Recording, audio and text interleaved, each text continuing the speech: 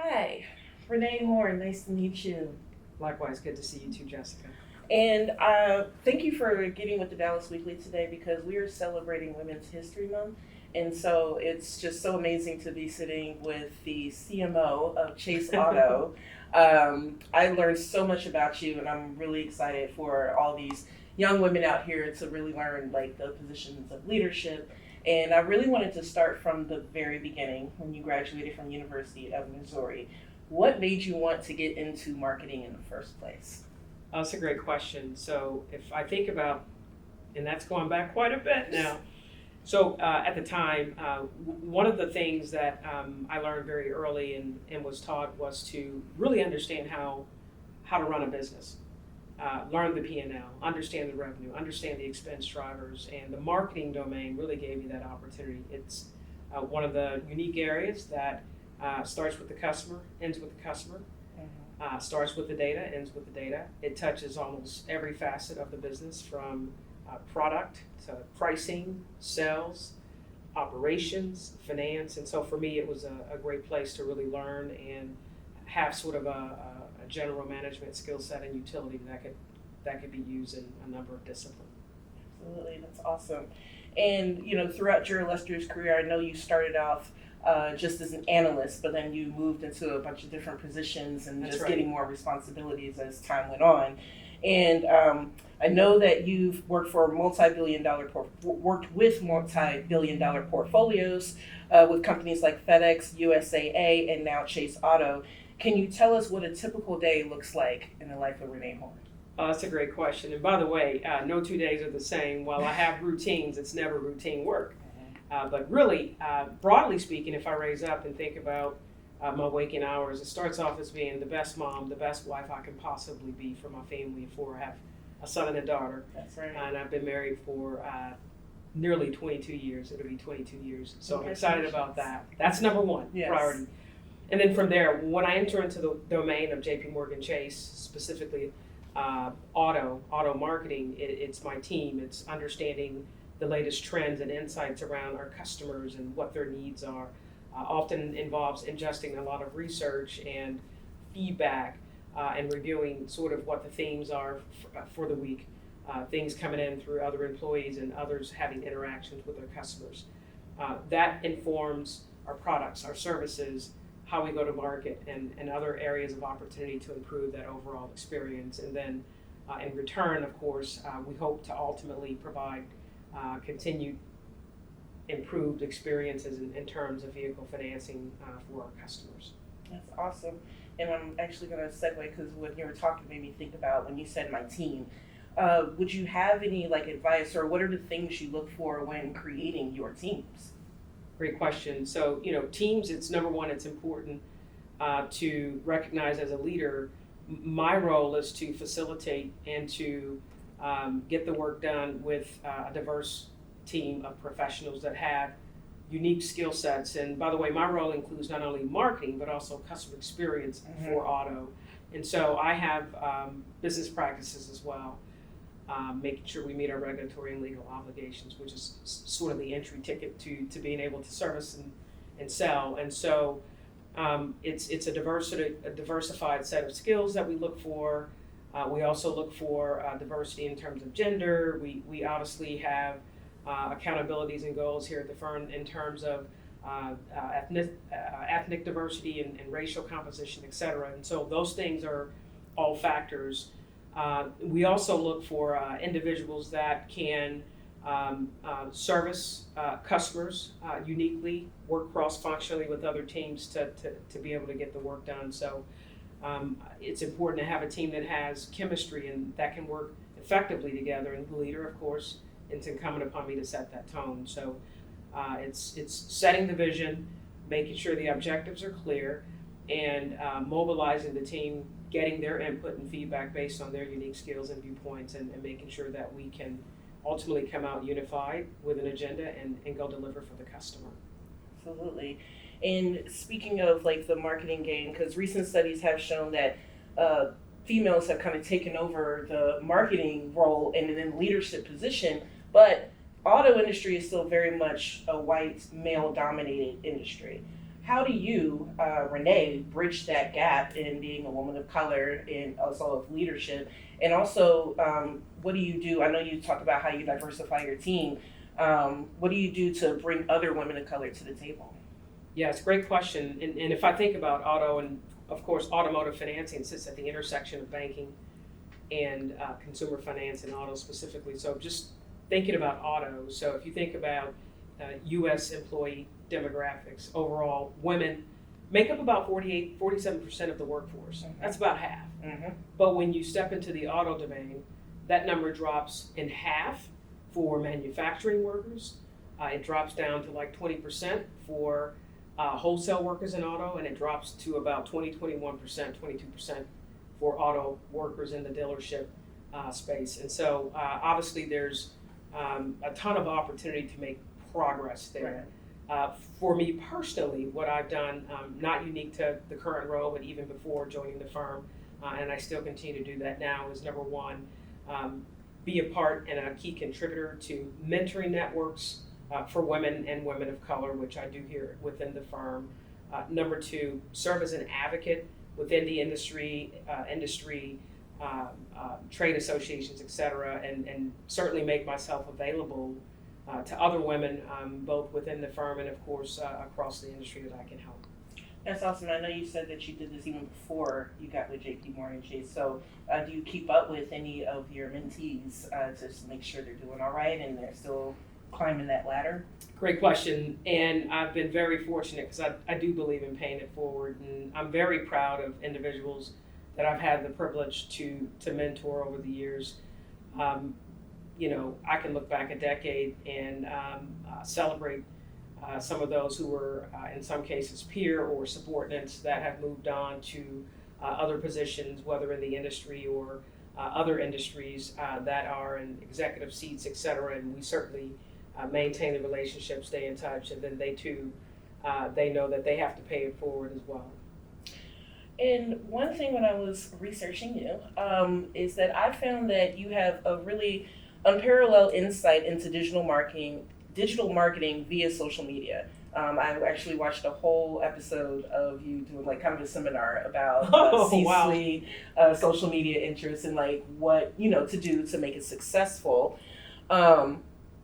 And so I was going to ask, what is the light bulb moment that you had when you realized social media is the key and we need to really pay attention to this? Oh, excellent question. Thank you, by the way, for taking the time to look at some of the content. So it's been more than a decade when I, sort of got on the wave of the evolution of digital and social media. And I think one of the first observations I made was, number one, recognizing the trends in terms of how consumer consumption of media was shifting away from traditional sectors, and also alongside of sort of the what social platforms enabled, and that was largely the democratization of communication and sort of citizen journalism, and the influencers and the peer-to-peer recommendations that began to have greater influence over purchases and brand preferences amongst cohort. Yeah. And so it was recognizing that and not trying to fight that, but embrace that and figure out where, as a brand, how do you engage and how do we position the brand to be a part of those conversations, and more importantly, as you would appreciate, I know, is harnessing the availability of insights from these platforms and starting with listening. And so I spent a lot of time listening, working to integrate tools and technologies within companies I've worked to be able to aggregate and harness identified trends, crisis management, all types of things, fraud detection, et cetera. Like it customer service, and obviously marketing now. So it's to me, it's been one of the greatest phenomenon within our lifetime. I agree. And I just want to say personally, I appreciate you for catching it because, I'm in the print industry. We've had to do some shifting ourselves about how to engage with our audience. And so when I saw that, I was like, see, everybody can do it too. Yes. And I wanted to also say that, COVID definitely hit probably every single industry hard. And there's no question that businesses had to pivot the way that they wanted to reach out to their customers and connect to them. what success story can you give me as the CMO at Chase Auto during the COVID pandemic, and you were like, aha, like we're going to be just fine? Yes, so we obviously took it very seriously, and we had our own employees impacted in some cases. And so, as I mentioned before, it sort of starts and ends with the customer, and I'm really proud of how, starting with JP Morgan Chase company-wide, really stepped up. As a matter of fact, it was almost a year ago. It was March 18, 2020, I recall, when we contributed $50 million. It was a global philanthropic commitment towards helping health initiatives and what we knew would become longer-term economic challenges for many across the globe. It was a global commitment. Mm-hmm. And then more specific to the auto domain, I'm really proud how we stepped up to help customers. We, service more than 300,000 customers where we offered relief in the form of deferral of payments as well as lease extensions. Of course, we do those as well. And then also we, as you know, we have partnerships with dealers as well. And we issued more than almost $1.2 billion in funding in terms of payroll protection program lending. So two very concrete demonstrative examples of where we showed up really big, and I'm very proud of that. Yeah, and as a Chase customer, I'm very appreciative of it as well. Thank you. And I wanted to, you did touch a little bit on the personal side, but I actually wanted to dig a little deeper. I know that you are a proud member of Delta Sigma Theta. You're a board member of the National Black MBA Association and a board member of Digital Futures Initiative. Yes. What inspires you to give back the way that you do, and why do you believe that it's important for others to follow suit? Yes. So thank you for acknowledging it. All very important organizations to me, and all engaged in things that matter to me personally. So it's a personal commitment as well. So if I think back to my life, where I grew up in a modest suburb in the Midwest in St. Louis, Missouri, and if I think back to when in the 1970s my family was in fact integrating one of the communities we moved into, a suburb in St. Louis, the schools and the community and the challenges that we faced at that time. And in some cases we were making it from paycheck to paycheck, and savings was something that we knew was something we should do. I didn't necessarily know how or where or when, and investments were not even in the dialogue. Right. And if I fast forward, Jessica, and I look at how I've been so blessed and where I am right now and what I'm able to do for my family, and my children have it just a little bit easier, as I had it just a little bit easier than my parents. Right. I have an obligation. I've always felt that way. I was taught that from the church, from schoolyards, that particularly as Black Americans, we have to give back, we have to pay it forward. It takes a village, and it's not always necessarily within my household, but it's the neighbor's child, or a sister's sorority sister, or someone who's connected to my associations outside of work that might be listening to me, that can benefit from a lesson or some advice that I can pass on. So it is in my DNA, and that's just how I was raised, to pay it forward. And I believe in sharing my own experiences so that there's a little brown girl somewhere, or a little Black boy or Black girl or whatever, that might catch a soundbite, might see my face, might hear me talk about my journey and recognize, oh, I could be in the banking world too, or I might be in the C-suite too, or simply believe in their own vision for themselves. It may not be in this industry, it may not be in automotive or marketing, but can see themselves doing something bigger than the immediate environment which they are a part of. Absolutely. I just kind of got triggered when you said a neighbor. I remember my neighbor being like, I'm going to whoop you if you don't stop acting up. So it's just like, it definitely, I believe in that village, and I still live by it. I told my friends I'm the old lady shaking my fist at the window. That's always watching the kids. I've had quite a few neighbors straighten me out when I was a young child. I love it. It's made me a better person. Builds character. Absolutely. Just to say in conclusion, for all the little girls and young women out there, what advice would you give about exceeding expectations and having perseverance through situations like joining a male-dominated environment? Yeah, you say exceeding expectations. I think again, the mindset. It starts with mindset, positive mindset, and first of all, believing in yourself, and not being afraid to ask for help, and then wanting and desiring excellence, and not accepting sort of anything less than that. And I think you can relate. We've had very high expectations of each other, of ourselves, and that sort of comes with the territory. I think also recognizing that you have a voice, and if you're the only one in a room, and if no one else looks like you, and sometimes that can be the case, being a woman or being Black or being sort of at the intersection of that of Black and a woman, I find myself from time to time being a little lonely.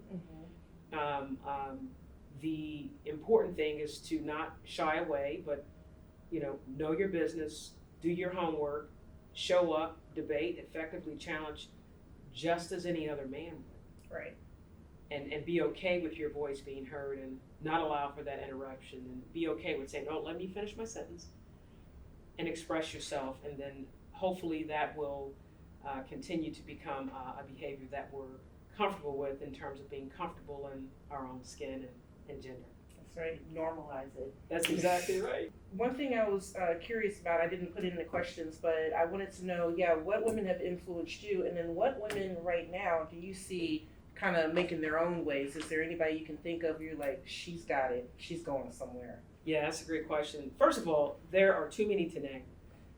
Even going back to the 22 founders of Delta Sigma Theta in 1913, at Howard University. So my mother, my grandmother, and aunts, just starting with those on the home front.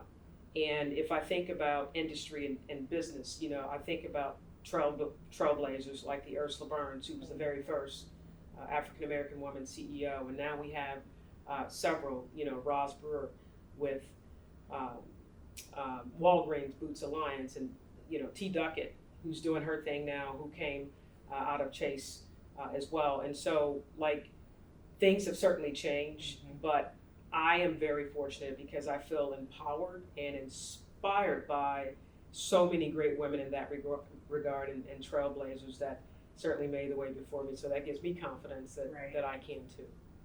And then as far as, is there any women that right now that maybe not be holding the C-suite, but you see them doing something in the near future? Or they're going to make some huge marks? Is there anybody you can think of?